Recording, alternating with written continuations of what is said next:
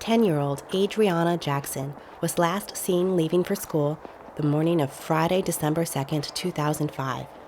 She left her home in Lakewood, Washington, wearing a black coat, carrying her black and pink backpack. She was never seen again. There had been heavy snow and ice overnight. Together with her parents, Adre'Anna had watched the weather reports that morning, but had not seen on the news whether or not her school was still open. So she went on to see for herself. I gave her a hug and told her if school is closed to come right back. She said, "Okay, I will." Her mother, Yvette Gervais, said that Adre'Anna's father, John Federici, had watched Adre'Anna walk down the street from their apartment towards Tillicum Elementary School. The walk wasn't far, and Adre'Anna had taken it alone many times before. But classes had been canceled due to the snow. Some staffers had been at the school, even though it was closed, but no one saw Adre'Anna that day. A group of children playing in the snow across from the school didn't see her either. Unfortunately, due to the winter weather and the unplanned snow day, it would be almost 7 hours before her parents realized that anything was wrong. It was only when Adre'Anna did not return home from school that afternoon did her parents discover that classes had been canceled, and their daughter was missing. Where was Adre'Anna Jackson?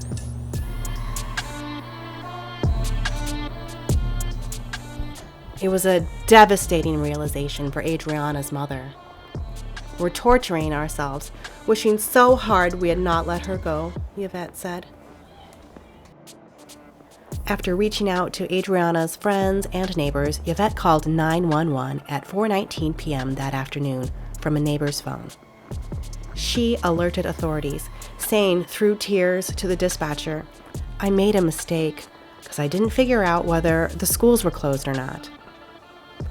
An unplanned snow day is so often a fun surprise for children, a chance to sleep in or play outside, but for Adre'Anna's family today, this was a nightmare. Within 30 minutes, the Lakewood Police Department had called in teams of specially trained search and rescue deputies from the Pierce County Sheriff's Department and nearby Tacoma Police Department. The cold winter weather and length of time since she had last been seen made her search a priority.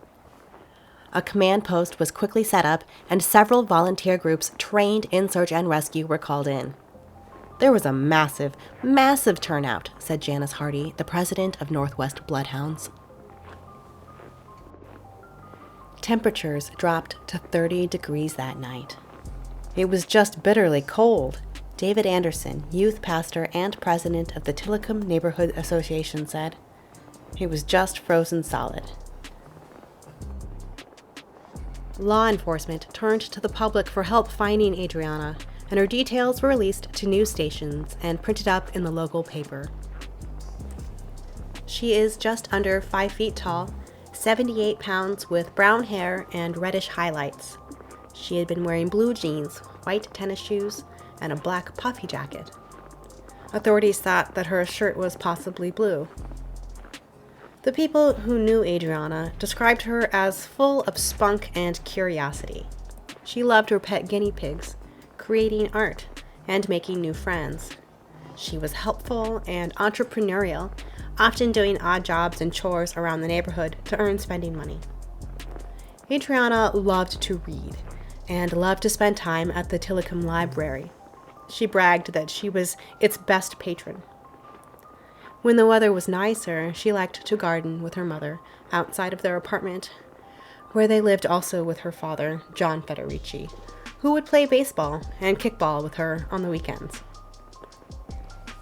In addition to the scent dogs and the public plea for assistance, that same evening, a search warrant was issued for Adre'Anna's home. Adre'Anna had been born on September 25, 1995, in Tacoma, Washington, to Yvette Gervais and John Federici. Yvette was from the Penobscot tribe in Maine. She had 3 other children, either grown or living with family out of state. John was a former Army private, out of touch with his family. He had a criminal history with convictions that included theft, assault, and harassment. The two were never married, and so when Adre'Anna was born, John chose Adre'Anna for her first name, and Yvette gave her her maiden name, Jackson. Yvette survived on disability payments related to her arthritis and ankle injuries. John was often unemployed or working odd jobs for cash. Their small apartment was one of 7 in a row of single-story units not far from American Lake. The Lakewood Police Department considered it to be a high-crime area with a large number of sex offenders. With very little money for a phone or car, Adre'Anna didn't get to see or speak with her other half-siblings very often, though she talked fondly of once visiting Colorado to meet a half-sister who was 2 years older. "We didn't have any relatives out here, so she had people basically adopt her," Yvette said of her daughter, who made friends wherever she went. Adre'Anna loved being outside, riding her bike, and playing with the neighborhood children. Yvette recalls sometimes arguing about her wanting to stay out late. She couldn't understand why she'd see younger kids playing hide-and-seek after dark. But while Adre'Anna wanted more independence, Yvette longed to keep her close at home where she was safe. But the Tacoma Washington News-Tribune reported that neighbors had called police to Adre'Anna's apartment in September of 2002. When officers arrived, Adre'Anna had a red mark on her face and a bump on her head. Her father was arrested and charged with third-degree assault. According to court documents, Adre'Anna had told officers that John had smacked her in the head and scratched her face. Adre'Anna had been only 7 years old. Paramedics took her to Mary Bridge Children's Hospital and Health Care Center for evaluation. A temporary restraining order kept John from his daughter. But when Yvette did not appear in court on Adre'Anna's behalf, nothing permanent was instated. John pled guilty to 4th-degree domestic violence assault.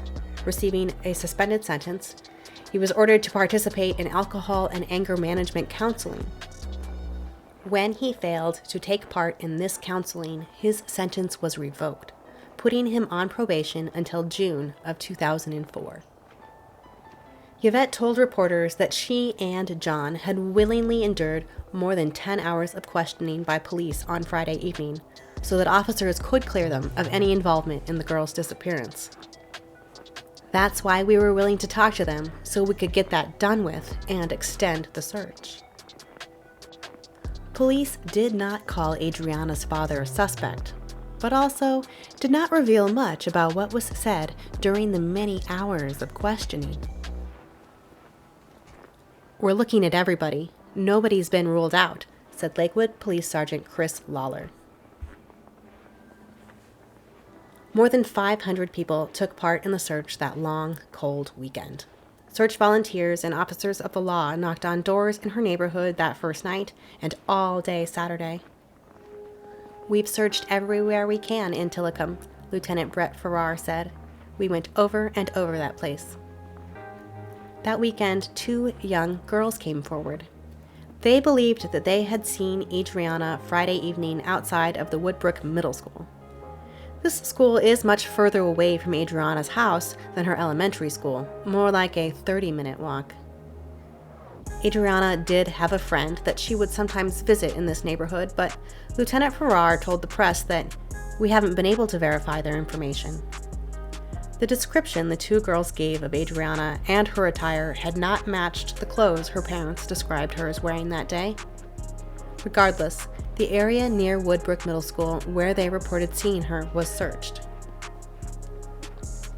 "We've pretty much exhausted all leads that have come in so far," Police Lieutenant Brett Farrar said when speaking with reporters Monday, 3 days after her disappearance. They had been searching vacant lots and buildings, speaking with neighbors, using the policies and procedures for a search established by the National Center for Missing and Exploited Children. He called searching the lake outside of her home the next logical step, and said that the parents said she would go to the lake a lot. Later, it would be revealed that one of the search dogs had tracked her scent to the water that Saturday. Using high-speed sonar equipment, the FBI's underwater search team searched American Lake. They mapped the lake floor over the course of more than a week, but reported nothing of significance. Law enforcement again asked the community for help and requested that anyone who normally saw Adre'Anna walking to school to call the police department, whether they saw her that Friday, December 2nd or not. Within just a few days, her information was submitted to national websites for missing children, and her story was featured on America's Most Wanted. The following Friday morning, 1 full week after her disappearance, police officers talked to neighbors along her route to see if anyone had seen her the day she vanished. "This is kind of critical," Sergeant Chris Lawler said. "Establishing a timeline would allow law enforcement to figure out when things went sideways." They also asked the public's help identifying the owner of a 14-foot boat that had been abandoned at the public dock at American Lake Park. The white and blue boat, with a purple top, had appeared around the time that Adre'Anna had disappeared, and no one had been by to claim it. For this reason, it had been confiscated by police. However, they could not link it to Adre'Anna's disappearance. At the end of that first week, investigators were nearly finished verifying the whereabouts of the 51 sex offenders registered to live in Adre'Anna's Tillicum neighborhood. "We have to interview them and verify what they've told us. It's time-consuming, and we do not yet have a person of interest, nor have we eliminated anyone as a suspect," Farrar said. The next week, investigators give polygraphs to Adre'Anna's parents. Yvette passes, but John's test is determined to be inconclusive. Police call the tests standard operating procedure, and the young girl's mother says she's glad authorities made them take the tests because they have nothing to hide. "No, we did not have anything to do with the disappearance of our daughter," Yvette said to reporters. 2 days before Christmas, on December 23rd, police searched the home of an unnamed friend of Adre'Anna's parents. They do not tell the public their reasons for the search, but several items, including clothes, are confiscated. Diaries and clothing had already been taken from Adre'Anna's home. John, Adre'Anna's father, is given a second polygraph by a different operator. These results are also inconclusive. However, nobody is going to be considered a suspect or cleared based solely on a polygraph, Lieutenant Farrar tells the media. "It's just another tool we use." In January, anonymous donations totaling $10,000 are offered to the public as a reward for information. Slowly, days turn to weeks, and weeks turn to months. The weather in Tillicum begins to warm. The snow and the ice melt away. Her case is the cause of frustration and sleepless nights for detectives. It's one of those things where, as a detective, you go home at night and you toss and you turn. Lakewood detectives continue to search for Adre'Anna, but law enforcement notes that the work is mostly now behind the scenes. "Just because the public doesn't see the dogs out or people at the lake, we haven't stopped," Lieutenant Farrar says. "We're just doing detective work that takes a lot of time." The investigators continue to fill binders with notes and information in her case. Early that April, 2 young neighborhood boys discovered a skull and spine in a vacant lot a few blocks from Woodbrook Middle School. Police Chief Larry Saunders made the announcement the next day. The discovery had been linked to Adre'Anna. "The death of a child is a tragedy for the entire community," he said. The Lakewood Police Department enlisted the help of the FBI, the King County Green River Homicide Task Force, and the Washington State Patrol in the search of the vacant lot. Their focus was 3 acres, filled with blackberry bushes and garbage. The large lot was a popular passageway for children on their way to school, and one part had been used as a hangout for transients and drug users. It was just a few blocks from where 2 younger girls thought they had seen Adre'Anna the Friday she went missing. It was also less than 2 miles from Adre'Anna's home. "We're going to do a grid-by-grid search. No stone will go unturned," Chief Saunders said. Cadaver dogs had been around the perimeter of this vacant lot back in December, after the 2 witnesses had come forward. But the search had not been thorough.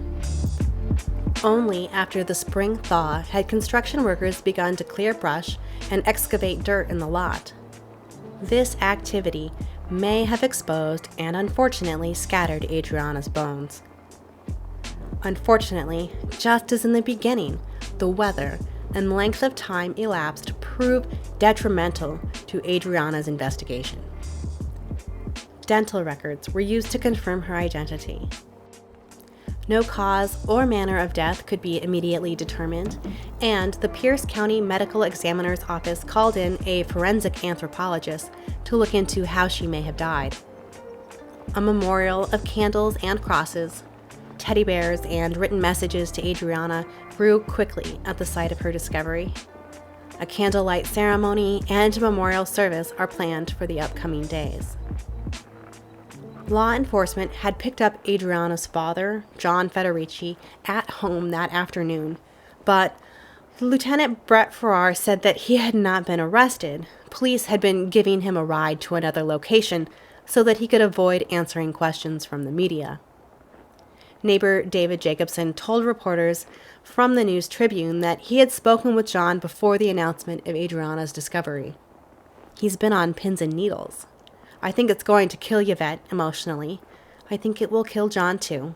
He loved that little girl so much." More than 400 attendees celebrated Adre'Anna's life at her memorial service. People shared jokes and stories of Adre'Anna, walking past tables filled with her favorite things: a Barbie doll, her pogo stick, and a diary. A poster on the wall made by one of her friends read, "She made me laugh." Her mother, Yvette, cries when talking about Adre'Anna, but she speaks frequently of the girl. Her father declines interviews. Adre'Anna had been very well known for a 10-year-old in her community. "Everybody knows who she is, and not one person saw her?" asked Jean Olson, one of Adre'Anna's Sunday school teachers. "It just doesn't make sense." Crime Stoppers, along with the FBI, contributed to Adre'Anna's existing reward fund, now for information leading to an arrest in her death.